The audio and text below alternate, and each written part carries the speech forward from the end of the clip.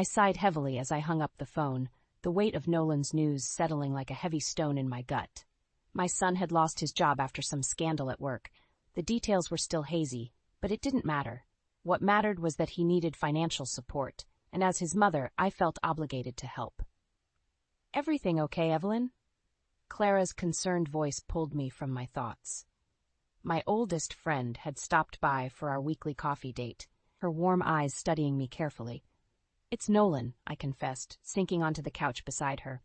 "He lost his job and is asking for help with expenses until he gets back on his feet." Clara's brow furrowed, but she didn't voice the skepticism I knew she felt. "Well, you'll help him out, of course. That's what mothers do." I nodded, even as doubt gnawed at me. Nolan had always been a bit entitled, expecting handouts and bailouts whenever life got tough. But I couldn't turn my back on my own child, could I? Before I could dwell further, my phone rang again, this time Marley's number flashing on the screen. I braced myself as I answered, her sharp tone immediately grating on my nerves. "Did Nolan talk to you? We're in a real bind here, Evelyn. You need to help us out financially until he finds another job." There it was, not a request, but a demand. I could almost see Marley's eyes narrowing, her lips pursed in that condescending pout she wore whenever I dared to disagree with her. "Of course, I'll do what I can," I assured her, hating the way my voice trembled. "But I'm on a fixed income, so there are limits to how much I can contribute." Marley scoffed, the sound like nails on a chalkboard. "You're our only option right now, Evelyn. Don't you want to make sure Lila is taken care of?" The mention of my precious granddaughter tugged at my heartstrings. Lila was the light of my life, and the thought of her struggling because of her father's mistakes was unbearable. "Of course I do," I whispered, defeated. "Then we'll expect your support. I'll be in touch with details." The line went dead, leaving me staring at the phone in disbelief. Clara reached over, patting my hand gently. "You're too good for this world, Evelyn," she murmured. "But you know they're taking advantage of you, don't you?" I did know, deep down. But what choice did I have? Family came first, no matter how much it hurt. The next few weeks passed in a blur of belt-tightening and sacrifice. True to her word, Marley was in constant contact, messaging me with a never-ending list of expenses they needed help covering. Rent, utilities, groceries. It was like they expected me to fund their entire lifestyle. I canceled my cable subscription and said goodbye to my weekly mahjong group, using the extra money to send Nolan and Marley. Dinners out with Clara became a distant memory as I clipped coupons and bought only the essentials at the grocery store. "You're spreading yourself too thin," Clara cautioned during one of her rare visits. She eyed the stack of bills on my kitchen counter with thinly veiled disapproval. "It's only temporary," I assured her, even as doubt crept in. How long until Nolan found a new job? How many months? Years? Could I sustain this pace? Clara opened her mouth, no doubt to argue further, but the shrill ring of my phone cut her off. Marley's name flashed across the screen. "Hello?" I answered, bracing myself. "Evelyn, thank God. I need you to come over and watch Lila tonight. Nolan has a job interview, and I have plans." Plans? Of course she did. I pictured Marley lounging at a spa or sipping overpriced cocktails with friends while I looked after her daughter. Resentment coiled in my chest, but one glance at the photo of Lila on my fridge extinguished it. That sweet, innocent face, how could I say no? "All right," I agreed with a weary sigh. "I'll be over soon." I spent the evening playing princess with Lila, her peals of laughter a balm to my troubled soul. But as the night wore on, so did my energy. By the time Nolan and Marley finally returned close to midnight, I could barely keep my eyes open. "Thanks for watching her," Marley said dismissively as I gathered my things to leave. "Oh, and can you swing by tomorrow and do a few loads of laundry? I'm swamped this week." The request, no, demand, landed like a slap. I opened my mouth to protest, to remind her that I wasn't her personal maid, but Nolan cut me off. "That would be a huge help, Mom. We really appreciate everything you're doing for us." His words, coupled with Lila's sleepy smile as she waved goodbye, drained the fight from me.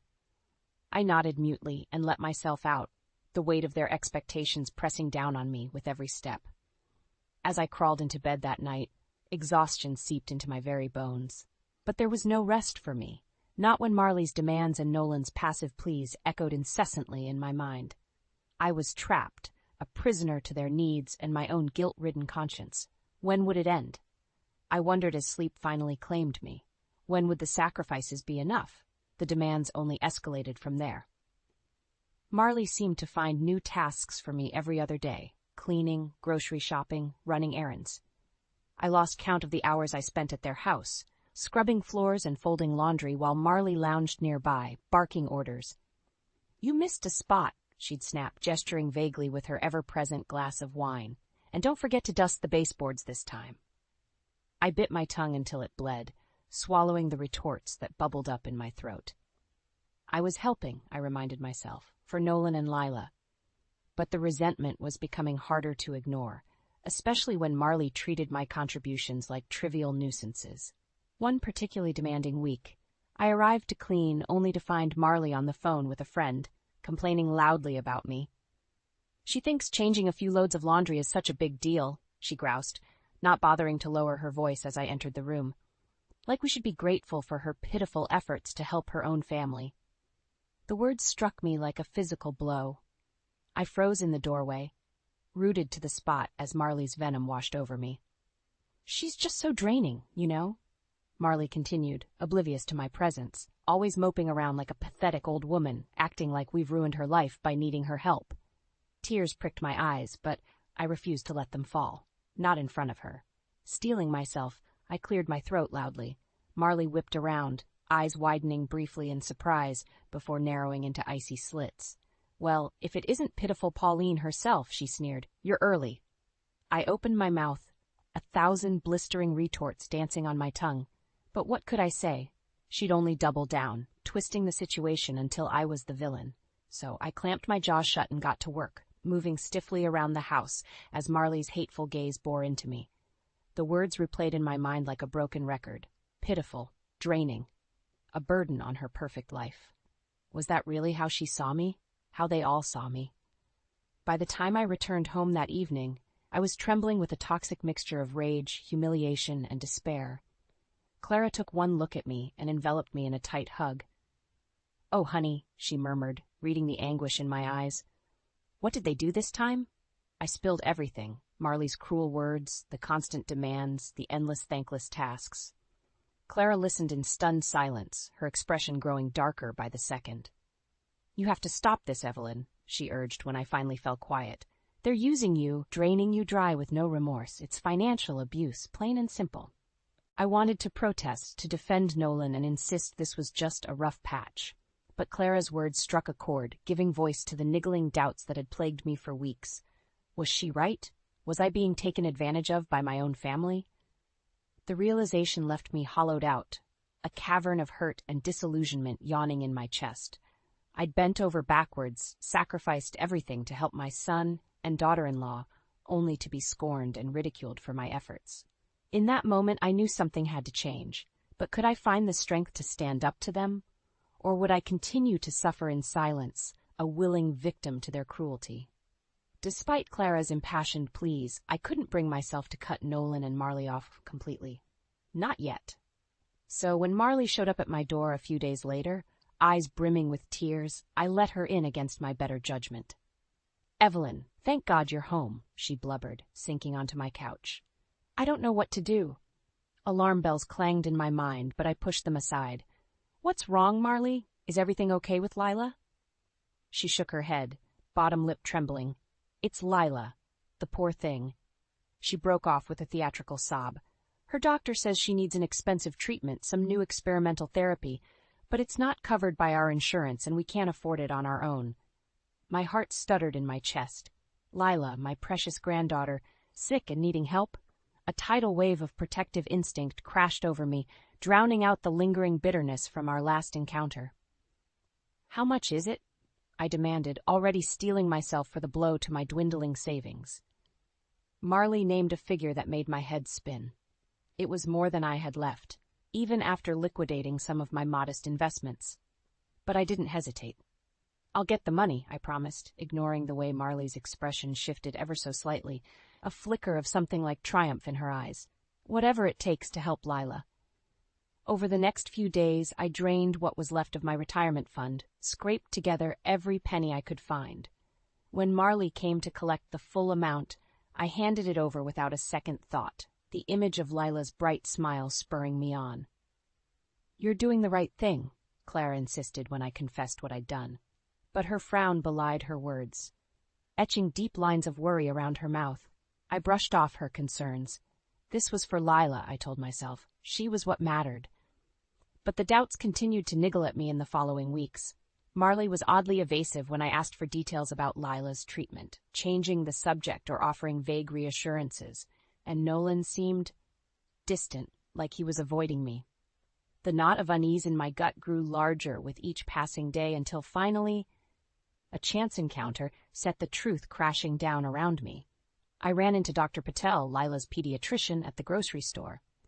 We made small talk for a moment before I contained my curiosity any longer. "How is Lila's treatment going?" I blurted out. "That new experimental therapy?"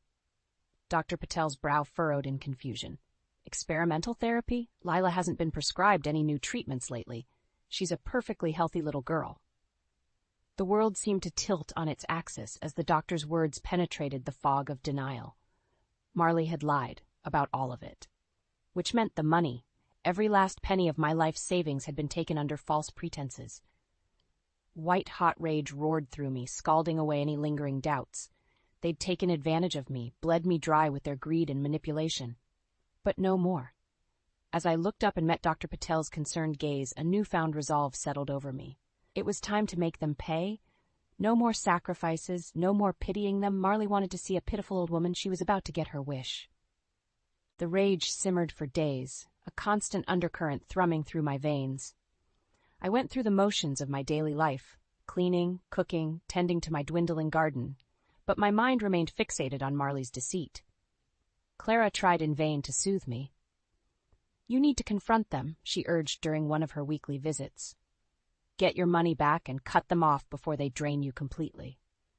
But I brushed off her advice, tamping down the anger until it became a cold, hard knot in the pit of my stomach. I needed to bide my time, gather my strength. After so many years of being the meek, obliging mother and grandmother, it wasn't easy to slip into a role of confrontation. My chance came about a week later, when Nolan and Marley swung by unannounced. As soon as I opened the door, Marley's shrill voice assaulted me. "There you are. We've been trying to reach you." She barged past me into the living room, not waiting for an invitation. Nolan followed behind, head down like a scolded puppy. I took a deep, steadying breath before turning to face them. "What do you want?" Marley lifted a perfectly arched brow at my blunt tone, but didn't comment. "We're in a tough spot again, and we need you to help out." "Help out?" The words hung in the air like a lead weight. "You mean like how you helped out by lying about Lila being sick?"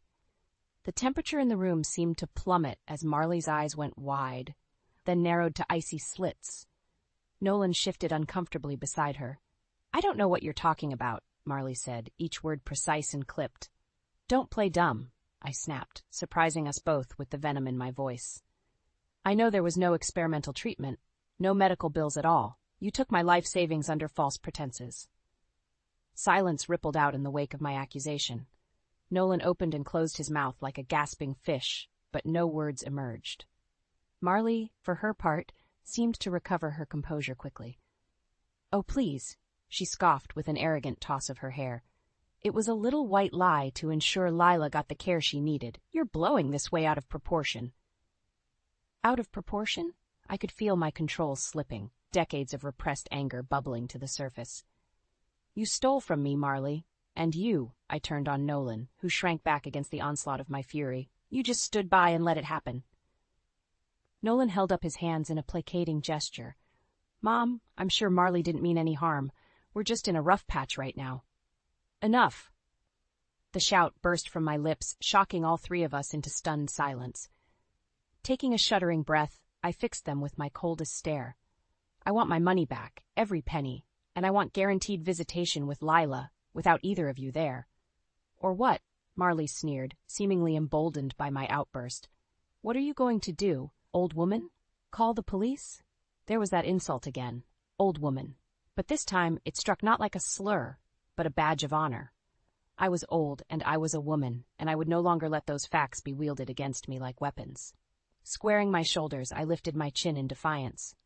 Actually, I was thinking of taking you to court. The smug look melted off Marley's face as my words hit their mark. Before she could recover, I pressed on. I have friends, connections, people who can help me get the best lawyers in town, and I'll make sure the whole truth comes out about how you preyed on a seemingly helpless old woman to fund your lifestyle through lies and manipulation. I leveled my gaze at Nolan, who looked utterly shell-shocked. I'm done being your victim. It's time you both face the consequences. With that, I turned on my heel and stormed out of the room, leaving them gaping in my wake. The shackles of guilt and obligation had finally fallen away, and in their place blossomed the first delicate tendrils of something I hadn't felt in far too long. Power. True to my word, I refused to back down from my ultimatum. Nolan and Marley tried to placate me at first, alternating between hollow apologies and not-so-thinly veiled threats about cutting off access to Lila. But I stood firm, my newfound resolve hardening with each passing day. Finally, after nearly a week of tense silence, they agreed to meet me at Clara's house for a confrontation. I could tell Marley thought bringing the discussion to my friend's neutral territory would somehow intimidate me back into line. But those days were over. "We're here like you demanded," Marley announced as she swept into Clara's living room, chin jutting out defiantly. "So let's get this over with." I took a deep, calming breath, drawing strength from Clara's supportive presence beside me. "I want my money back," I said, keeping my voice even and unwavering. "All of it, down to the last penny." Nolan shifted uncomfortably in his seat. "Mom, I told you we don't have that kind of cash lying around right now, but we can work out a payment plan or something." "Don't mom me," I cut him off, surprising myself with the steel in my tone. "This isn't a negotiation. You stole from me, plain and simple. I want my life savings returned in full." "Oh, cut the drama." Marley rolled her eyes. "We needed a little financial help, so we embellished the situation to ensure you'd provide it. You're acting like we committed a crime or something." "Actually, what you did does constitute criminal fraud," Clara interjected coolly, "and Evelyn would be well within her rights to pursue legal action." The words hung heavy in the air as Marley's mouth twisted into an ugly sneer. "Is that what you want, Evelyn? To take your own son and grandchild to court like common criminals?" There it was, the emotional manipulation that had shackled me for so long. I felt it tugging at my resolve, stirring up that old familiar guilt. But this time, I didn't let it take root. If that's what it takes to get back what's mine and ensure continued access to Lila, then yes, I stated, holding Marley's venomous gaze steadily. "I'll do whatever is necessary." Nolan looked stricken, but I refused to meet his eyes. After everything, his passivity was almost as unforgivable as Marley's cruelty. "You can't be serious," Marley sputtered, her facade of nonchalance cracking. "We're family, for God's sake." "Exactly." I leaned forward, bracing my hands on my knees.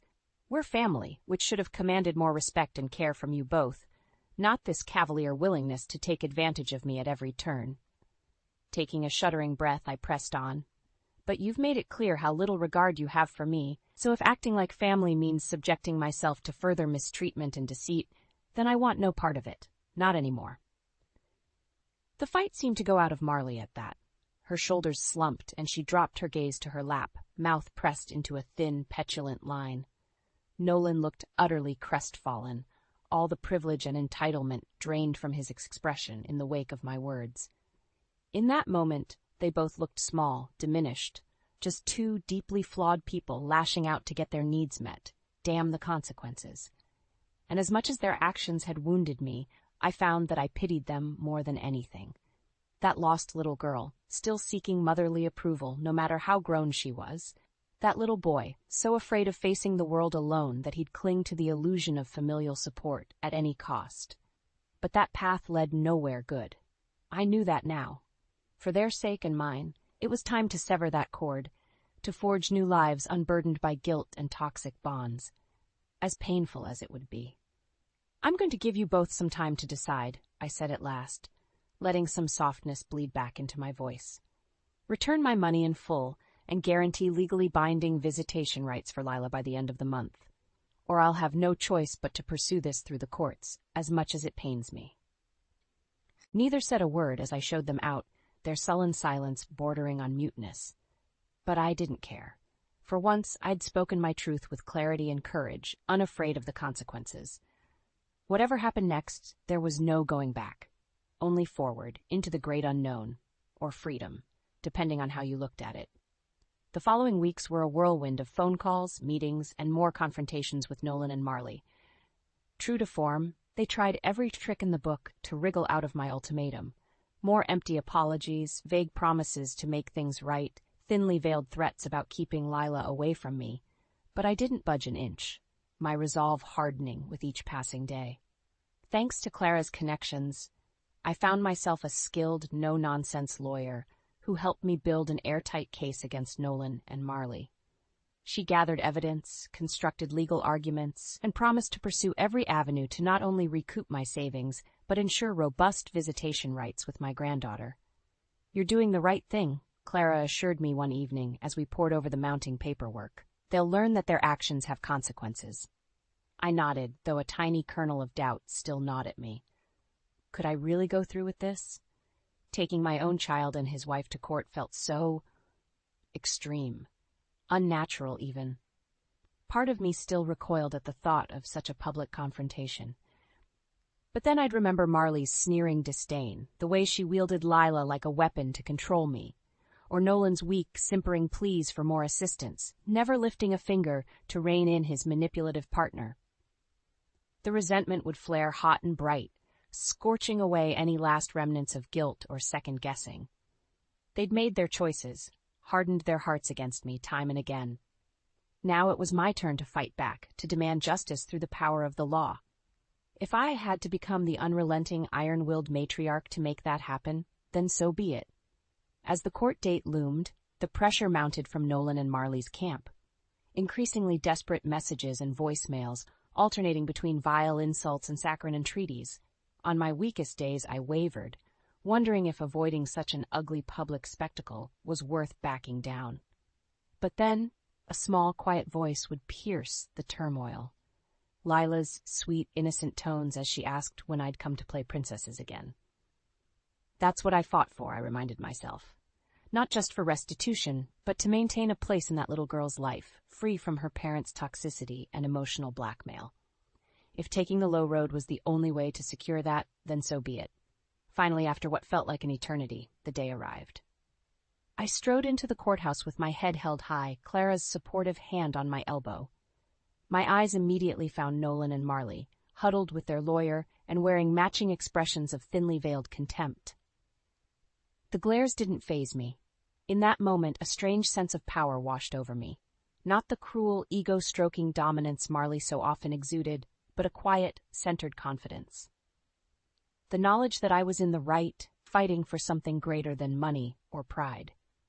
As the proceedings began, I stated my case simply and clearly, allowing my lawyer to lay out the evidence with clinical precision.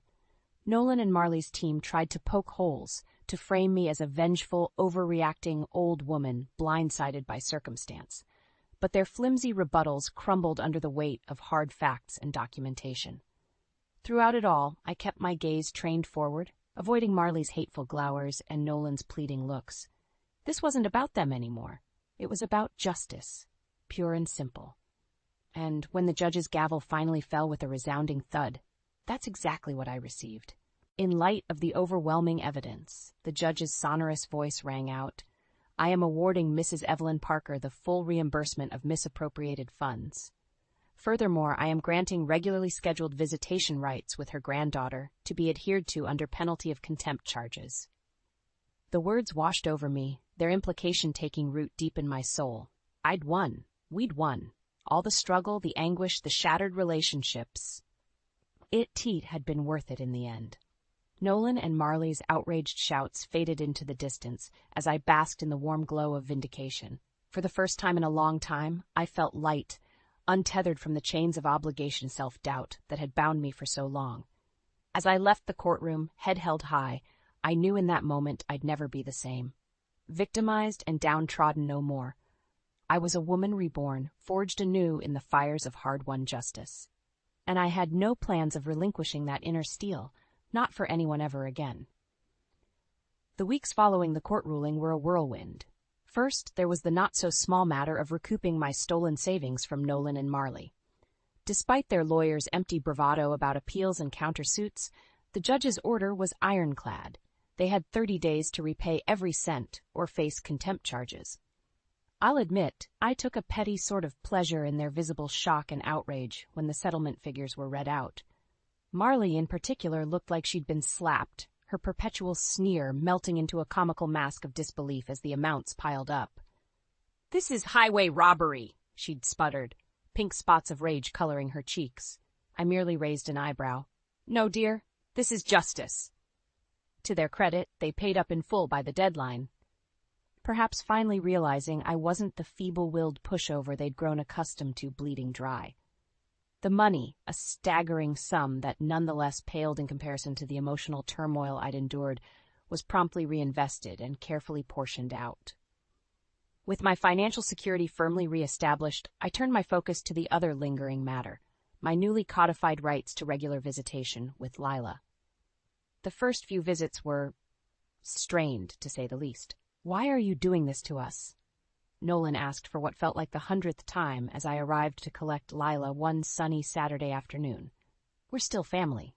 "Exactly," I replied, keeping my tone even and reasonable, a hard-won skill after years of screaming matches and pent-up resentments, which is why I want Lila to have the opportunity to know her grandmother free from the unpleasantness between the rest of us. He opened his mouth, no doubt to argue further, but Marley cut him off with a look of pure venom. "Take the brat and get out, but don't think this is over." Her icy words landed like a slap, resurrecting that flicker of residual hurt I'd carried for so long. But I refused to show it, gathering Lila into my arms and depositing a gentle kiss on her brow. "Ready for our adventure, Pumpkin?" Lila's sunny smile, so reminiscent of the joy I used to bask in before the turmoil, was all the reassurance I needed. With a final, wordless nod to Nolan and Marley, I turned and led my granddaughter out to the car.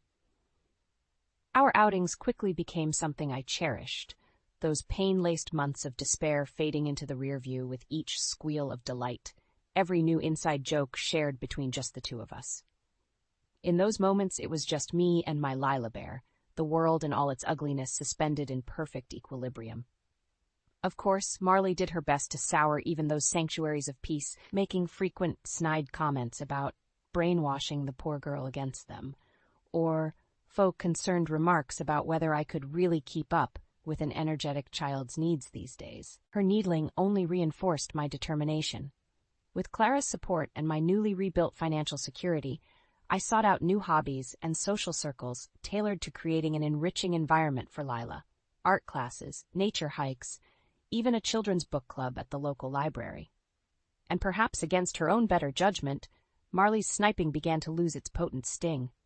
"She's just jealous, you know," Clara remarked one afternoon as we watched Lila frolic on the swings, rosy-cheeked and beaming, "of the bond you two share." I hummed in acknowledgement, silently studying my granddaughter's unbridled joy. There was a time when Marley's approval meant everything, when her barbs could rent me asunder with casual ease. But not anymore. In getting my freedom and a judge-mandated stake in Lila's life, I'd also stumbled upon an even greater gift. The ability to firmly define my own worth. What others thought or spat about me no longer held any sway. Because as I gazed at Lila's bright, innocent smile, I knew that this, being present as her grandmother, her safe harbor in the storm, was enough. More than enough, really. All the struggle, the shattered relationships and personal awakenings, it had all led me here, to this new beginning. And I had no intention of slipping backwards into the quagmire of doubt and self-pity ever again. As Lila ran up, rosy cheeks glowing and arms outstretched, I pulled her into a fierce hug. In her sweet, scented warmth, I felt the ragged edges of past wounds finally, truly begin to heal over. The future was finally, blessedly, my own again. And I had no plans of relinquishing that hard-won freedom for anything.